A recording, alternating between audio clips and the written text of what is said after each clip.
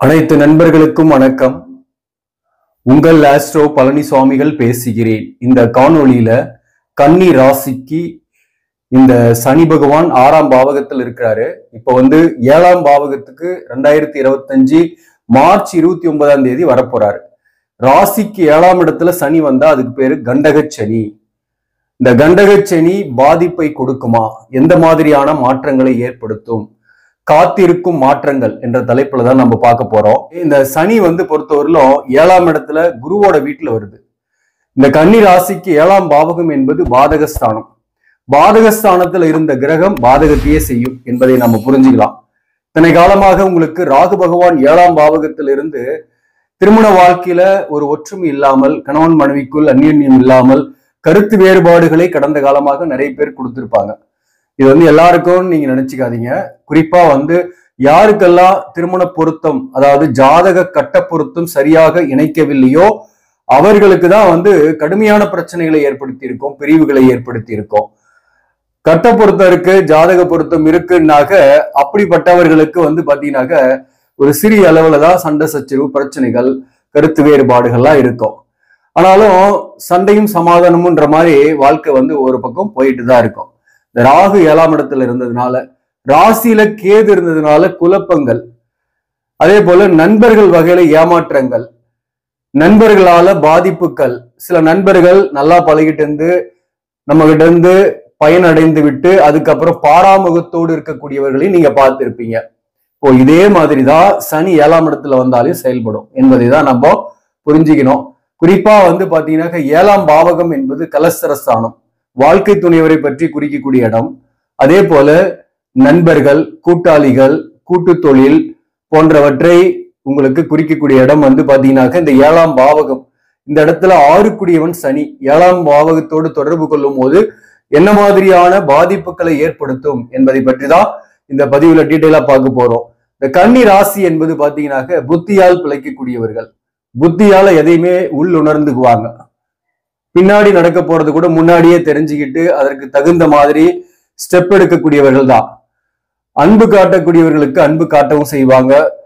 அதே போல இவர்களிடம் பிரச்சனைக்குரியவர்களாக வர்றாங்கன்னா அவங்கள விட்டு விலகிடுவாங்க, ஒதுங்கிடுவாங்க. அவங்களோட பிரச்சனை பண்ணிக்கிட்டு இருக்க மாட்டாங்க. சோ அப்போ பாத்தீங்கன்னாக்க கன்னிராசியை பொறுத்தவரையிலும் புத்தியால் பிழைக்கக்கூடியவர்கள். இங்க பாத்தீங்கன்னாக்க உத்திரம் 2ஆம் பாதம், 3ஆம் பாதம், 4ஆம் பாதம், அஸ்தம் நட்சத்திரம் 4 பாதங்களுமே இருக்கும். சித்திரை 1 பாதம், 2ஆம் பாதம் இருக்கும். இதுல பாத்தீங்கன்னாக்க இந்த அஸ்தம் நட்சத்திரத்தில் பிறந்தவர்களுக்கு இந்த ராகு கேதுவால கடுமையான பாதிப்புகள் அடைஞ்சிருப்பீங்க. உடல் நலத்துல பாதிப்பு அடிக்கடி ஏற்பட்டு மருத்துவ விரயங்கள், மனக்குழப்பங்கள், டென்ஷன்கள், கணவன் மனைவிக்குள்ள கூட அப்பப்போ பிரிவுகள், பிரச்சனைகள் இருந்துகிட்டு இருக்கும். அதே போல இந்த உத்திரம் நட்சத்திரத்தில் இருப்பவர்களுக்குமே கூட பாத்தீங்கன்னாக்க ஒரு கடுமையான மன அழுத்தம், நண்பர்களால, கூட்டு தொழில் செய்றீங்கன்னாக்க கூட்டாளிகளால, அல்லது ஏதோ ஒரு வகையில பண விஷயத்துல அல்லது தொழில் விஷயத்துல ஒரு மன அழுத்தத்தையும் டென்ஷனையும் சுமந்துட்டு இருக்கீங்க. இந்த சர்ப்பத்தோட பிடியில கன்னிராசி இருந்து ஸ்ட்ரெஸ்ஸோட வாழ்ந்துட்டு இருக்கீங்க இல்லையா? இந்த ராகு கேது விலகுனா அந்த ஸ்ட்ரெஸ் போயிடும். ஆனா சனி 7ஆம் இடத்துக்கு வருது. அது எந்த மாதிரியான நன்மைகளை கொடுக்குமா அல்லது பாதிப்புகளை கொடுக்குமா அப்படின்றது நம்ம தெரிஞ்சுக்கணும் இல்லையா? இப்போ உத்திர நட்சத்திரமும் ஏதோ ஒரு வகையில பாதிக்கப்பட்டிருக்கு. சித்திரையிலே பிறந்தவர்களுக்கும் பாத்தீங்கன்னாக்க கணவன் மனைவிக்குள் ஒற்றுமை இல்லாமல், கருத்து வேறுபாடோடு இருக்கிறது. ஒரு அஃபயர்ல இருக்கீங்க, ஒரு அஃபெக்ஷன்ல இருக்கீங்கன்னா அது பிரிந்து போயிருக்கிறது. அதே போல தொழில் ரீதியான மாற்றங்களை சந்தித்து இடமாற்றத்தோட பணிபுரிந்து கொண்டிருக்கிறது, ஒரு திருப்தி இல்லாமல். இதெல்லாம் சித்திரை நட்சத்திரத்தில் பிறந்தவர்களுக்குமே இருந்துட்டு இருக்கு. ஒரு கடுமையான மன அழுத்தத்தை தாண்டிதான் நீங்களும் வந்திருக்கீங்க, சித்திரை நட்சத்திரத்தில் பிறந்தவர்களோ. ஏன்னா இந்த கேது சித்திரை கடந்து அஸ்தத்துல இருக்கு, அடுத்தது உத்திரத்துக்கு வரும் இந்த பங்குனி மாசத்துல இருந்து. அப்போ பாத்தீங்கன்னாக்க இந்த சனியும் 7ஆம் இடத்துல வந்துருது ஏப்ரல்ல இருந்துன்னு வச்சுங்களேன். அப்போ 2.5 வருஷம் ஒரு வீட்டுல இருக்கும். அந்த வகையில இந்த கண்டக சனி எந்த மாதிரியான பாதிப்புகளை கொடுக்கும் அப்படின்னாக்க, அதாவது 6 7ஆம் இடத்தோடு தொடர்பு கொள்ளும் போது காதல் கசக்கும், கவலைகளை ஏற்படுத்தும். அப்படின்னா என்ன அர்த்தம்னாக்க, புதிதாக ஒரு ரிலேஷன்ஷிப்லாம் கூட ஏற்படும். சில பேருக்கு திருமணமானவர்களாக இருந்தா கூட எக்ஸ்ட்ரா மேரிட்டல் அஃபேர்ஸ் ஏற்படலாம், அல்லது திருமணம் ஆகாதவர்களாக இருந்தா கூட காதல் போன்றவெல்லாம் ஏற்படுத்தும். இந்த 7ஆம் இடத்துல சனி இருக்கிற திக் பலம் இன்னொரு வகையில எடுத்துக்கிட்டாங்க. இன்னொரு வகையில பார்த்தாக்க அது பாதகஸ்தானத்துல சனி இருந்து பாதகத்தையும் செய்யுது அப்படின்னு எடுத்துக்கலாம். அந்த வகையில பாத்தீங்கன்னாக்க காதல் ஏற்படும். திருமணம் ஆகாதவர்களுக்கு திருமண வரன்கள்லாம் வரும், திருமணம் கூட ஆகும். வாழ்க்கை துணைவரால ஆதாயங்கள் இருக்கும், ஆனா வாழ்க்கை துணைவரோட கருத்து வேறுபாடுகளும் இருக்கும். சண்டை சச்சரவுகள் சாதாரணமாவே வந்துகிட்டே இருக்கும். கணவன் மனைவியா இருக்கிறவங்களுக்கு கூட காதலை கொடுப்பாரு, அந்த காதல்ல சில பிரிவினைகளையும் சில பிரச்சனைகளையும் கொடுத்து பிரிவினைகளையும் ஏற்படுத்துவாரு.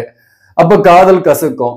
கல்யாணம் ஆகாதவர்களுக்கு கல்யாணத்தையும் கொடுப்பாரு, திருமணமும் ஆகும், திருமண வாழ்க்கையில பிரச்சனையோடு இருக்கும். இதுக்கு என்ன செய்யலாம் அப்படின்னாக்க, குறிப்பா திருமணம் ஆகாதவர்கள் வரன் பாக்குறீங்கன்னா வரன்லாம் செட் ஆயிடும், கல்யாணம் ஆயிடும். ஆனா அப்படி ஆகும்போது கட்ட பொருத்தம், ஜாதக பொருத்தம் பார்க்கணும். நட்சத்திர பொருத்தம் மட்டும் பார்த்து அவசரமா முடிவெடுக்கக்கூடிய ஒரு நிர்பந்தம் உங்களுக்கு ஏற்படும். அல்லது தெரிந்தவர்கள் அல்லது காதல் திருமணம் போன்றவை கூட இந்த காலகட்டத்தில் ஏற்படக்கூடிய வாய்ப்புகள் சில பேருக்கு உண்டு. அவசரமா ஒரு இறக்கப்பட்டு ஒரு முடிவெடுக்கிறீங்க அப்படின்னாக்க, சரி இவங்களை மேரேஜ் பண்ணிக்கிட்டா அவங்களுக்கு ஒரு பெனிஃபிட்டா இருக்கும், அவங்க கஷ்டப்படுறாங்கன்னு ஒரு இறக்கப்பட்டு நீங்க கல்யாணம் பண்ணீங்கன்னாக்க முடிஞ்சு போச்சு கதை. நீங்க கஷ்டப்பட்டுக்கிட்டு இருப்பீங்க, கவலைப்பட்டுக்கிட்டு இருப்பீங்க, உங்க மேல இறக்கப்படுறதுக்கு யாரும் இருக்க மாட்டாங்க. சோ அப்போ கட்டன் ரேட்டா நீங்க முடிவெடுக்க வேண்டிய காலகட்டம் தான் இது.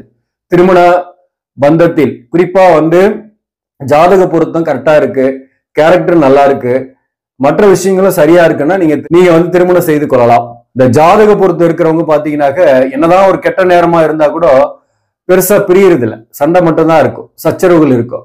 ஆனா ஜாதக பொருத்தம் இல்லாத கல்யாணம் பண்ணிடுறீங்கன்னாக்க இந்த மாதிரியான கண்டகச்சனி காலகட்டத்துல பிரிந்து போய் வேலை பார்க்கக்கூடிய சூழ்நிலை எல்லாம் ஏற்பட்டுடும். வாழ்க்கை துணைவர் ஒரு பக்கம் இருப்பாரு, நீங்க ஒரு பக்கம் இருக்கிற மாதிரி சூழ்நிலை இருக்கும். இந்த கண்டகச்சனி காலகட்டத்துல இடமாற்றங்கள்லாம் ஏற்படும். வேலை விஷயத்துல இந்த வேலையில இடமாற்றம்ன்றது குடும்பத்தை விட்டு பிரிந்து போய் தனித்து இருக்கக்கூடிய சூழ்நிலை ஏற்படும். அப்போ நீங்க என்ன செய்யறீங்கன்னா, ஃபேமிலியும் அப்படியே ஷிஃப்ட் பண்ணிட்டு போயிடுங்க. எங்க போறீங்களோ அந்த இடத்துக்கு ஷிஃப்ட் பண்ணிட்டு போங்க. ஒரு வீடு மாற்றமாவது சில பேருக்கு ஏற்படும். கணவன் மனைவிக்குள் எந்த பிரச்சனையுமே இல்லைன்னா கூட ஒரு சேஞ்சஸ் கண்டிப்பா உண்டு. அதாவது ஒரு வீடு மாற்றம், ஒரு இடமாற்றம் ஏற்படும், ஒரு புதிய இடத்துக்கு போகக்கூடிய சூழ்நிலை நிறைய பேருக்கு உண்டு. அதே போல இந்த 7ஆம் இடத்தில் இருக்கக்கூடிய சனி வாழ்க்கை துணிவருக்கு உடல்நலம் பாதிப்பு ஏற்படுத்தி நீக்கக்கூடிய வாய்ப்பும் உண்டு. ஏன்னா 6 7ஆம் இடத்துல தொடர்பு கொள்ளும் போது வாழ்க்கை துணிவருக்கு உடல்நலம் பாதிப்பு ஏற்பட்டு நீங்க சண்டை இல்ல, சச்சரவு இல்லை, நாங்க ஒற்றுமையா இருக்கிறோம் அப்படின்னாக்க வாழ்க்கை துணையுடைய ஹெல்த் வைஸ்ல நீங்க கவனம் செலுத்திக்கணும். அது ரொம்ப ரொம்ப முக்கியம். அதே போல ஒரு காதல், புதிய காதல்லாம் கூட ஏற்படும். அந்த புதிய காதல் என்பது லாங் டர்மா இருக்காது. சம் ப்ராப்ளம் அல்லது ஒரு மன உளைச்சலை கொடுத்து உங்களை விட்டு பிரிந்து போகக்கூடிய சூழ்நிலை ஏற்படும். அதனாலதான் காதல் கசக்கும் அப்படின்னு நம்ம சொல்றோம். நண்பர்கள், புதிய நண்பர்கள்லாம் அறிமுகமாவாங்க. இந்த நேரத்துல புதிதாக வருவாங்க, உங்களை தேடி வருவாங்க. உறவுகள்லாம் கூட வருவாங்க. உங்களை விட்டு விலகி போன உறவுகள், உங்களோடு பகைத்து கொண்டிருந்தவர்கள், உங்களை அவமானம் பழிச்சொல்லு போட்டு பேசிய உறவுகள்லாம் கூட உங்கள் காலடியில் விழுவதற்கு காத்திருப்பார்கள். அதெல்லாம் ஒரு பாசிட்டிவ் தான். ஆனா அதனையும் முழுசா நீங்க நம்பிடக்கூடாது. என்னைக்கு நீங்க ஒரு லெவல்லயே அவங்கள மெயின்டைன் பண்ணா மட்டும்தான் நீங்க சேஃபா இருப்பீங்க. உறவுகள் வராங்க, நண்பர்கள் வராங்க அப்படின்னா அவங்களோட நெருங்கி உறவாடினீங்கனாக பழையபடி திருப்பி ஏமாத்திட்டு போயிடுவாங்க. பழையபடி அந்த உறவுகளால மன அழுத்தத்தை நீங்க சந்திக்கக்கூடிய சூழ்நிலை ஏற்பட்டுடும். அதனால இந்த உறவுகளோட கொஞ்சம் கவனமா இருங்க. உங்களை தேடி வரக்கூடிய உறவுகளா இருந்தாலும் சரி, உங்களை விட்டு ஓடி போன உறவுகளா இருந்தாலும் சரி, அவங்க கிட்ட நீங்க எச்சரிக்கையாக இருக்கணும். அதே போலதான் நண்பர்கள் வகையிலையும். கூட்டு தொழில் செய்யக்கூடியவர்கள் இந்த காலகட்டத்தில் ரொம்ப ரொம்ப கவனமா இருக்கணும். கொஞ்சம் அசால்ட்டா இருந்தீங்கன்னா கூட உங்களை அசால்ட்டா ஏமாத்திட்டு போயிட்டே இருந்துருவாங்க. அல்லது எந்த ஏமாற்றமும் இல்லைன்னா கூட மிஸ் அண்டர்ஸ்டாண்டிங் வந்துடும். கூட்டாளிகளுக்கும் உங்களுக்குமே கூட ஒரு மிஸ் அண்டர்ஸ்டாண்டிங் அந்த தொழிலையே நஷ்டப்படுத்தக்கூடிய சூழ்நிலையோ, தொழிலை விட்டு விலகக்கூடிய சூழ்நிலையோ உங்களுக்கு ஏற்படும். குறிப்பா என்னுடைய அட்வைஸ் என்னன்னாக்க, இந்த காலகட்டத்தில் கன்னிராசி நண்பர்கள் கூட்டு தொழில் செய்யாம இருக்கிறது நல்லது. அல்லது புதிதாக ஆரம்பிக்கலாம்னு நினைக்கிறீங்கன்னு வச்சுங்களேன் கூட்டு தொழில, அதை அவாய்ட் பண்றது நல்லது. 5 சனி பகவான் 7ஆம் இடத்துல இருக்கும் போது பிள்ளைகள் வகையிலையும் உங்களுக்கு செலவுகள் உண்டு. பிள்ளைகளுக்கு ஃபீஸ் கட்டுறது, அவர்களுக்கு திருமணம் போன்ற பந்தங்கள் ஏற்படக்கூடிய வாய்ப்பு, அவர்களுக்கு சுப செலவுகள் ஏற்படக்கூடிய வாய்ப்பெல்லாம் இந்த காலகட்டத்தில் உண்டு.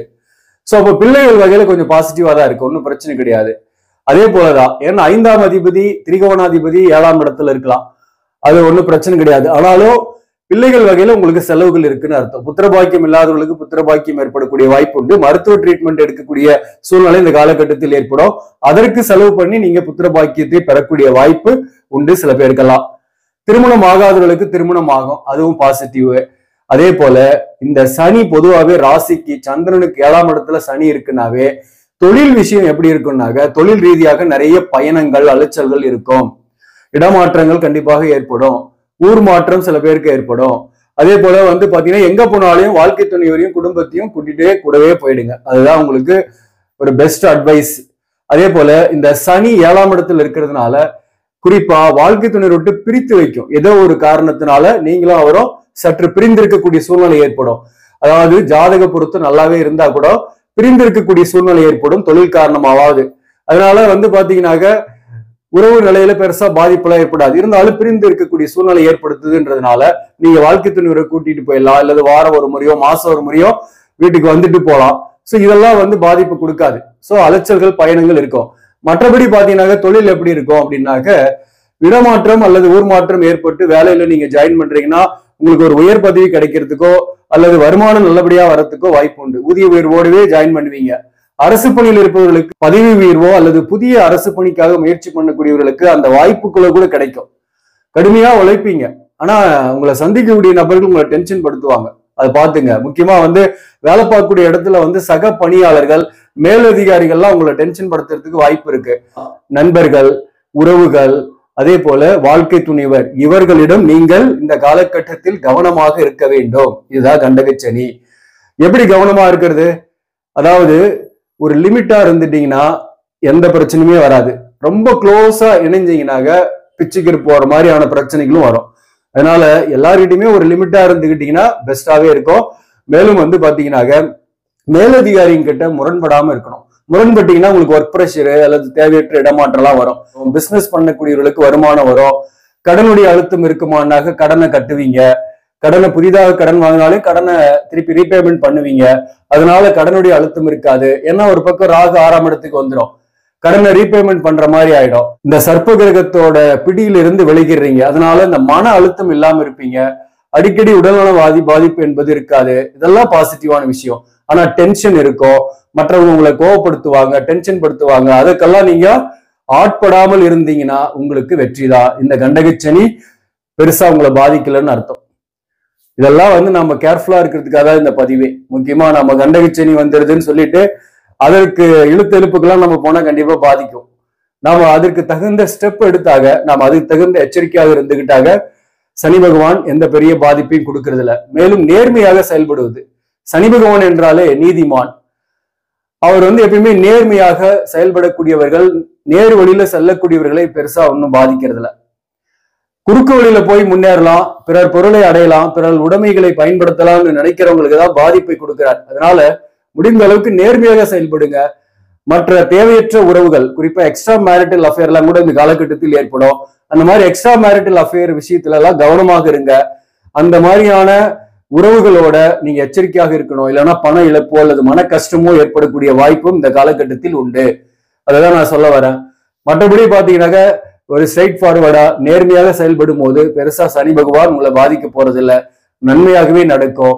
அதே போல இந்த காலகட்டத்தை பொறுத்து வரலாம் நீங்க விநாயகர் வழிபாடை தொடர்ந்து செய்யுங்க சனிக்கிழமை தோறும். அதே போல ஆஞ்சநேயருக்கு வெற்றிலை மாலை போட்டு நீங்க வழிபாடு செய்யுங்க சனிக்கிழமை தோறும். அதுவும் நன்மைகளை கொடுக்கும். முடிந்தால் திருக்கொல்லிக்காடோ அல்லது திருநள்ளாரோ போயிட்டு வாங்க. அதுவும் உங்களுக்கு மாற்றத்தையும் சனி பகவானுடைய அருளையுமே கொடுக்கும். அதனால பெருசா பாதிக்கப்பட மாட்டீங்க. மற்றபடி தான தர்மம் செய்யலாம். அதாவது பிசிக்கலி சேலஞ்சு பர்சன்ஸ், ஆரோக்கியம் இல்லாதவர்கள், நோய்வாய்ப்பட்டவர்கள், அதே போல வறுமையில் இருப்பவர்கள், இவர்களுக்கெல்லாம் ஏதாவது ஒரு தான தர்மம் செய்றீங்க, கும்பாபிஷேகத்துக்கு உதவி செய்றீங்க, ஆலய திருப்பணி செய்றீங்கலாம் உங்களுக்கு பெரிய அளவுக்கு பாதிப்பு கொடுக்காது சனி பகவானால். ஆக நண்பர்களே, இந்த பதிவு உங்களுக்கு பிடிச்சிருந்தாக லைக் பண்ணுங்க. இதை மற்றவர்களுக்கும் ஷேர் பண்ணுங்க. இன்னும் நம்ம சேனலை சப்ஸ்கிரைப் பண்ணாம பாக்குறவங்க சப்ஸ்கிரைப் பண்ணி கண்டினியூ பண்ணுங்க. இதன் மூலம் உங்களுக்கு ஒரு சரியான ஜோதிட தகவல்களும் ஆன்மீக தகவல்களும் கிடைக்கும். நன்றி, வணக்கம்.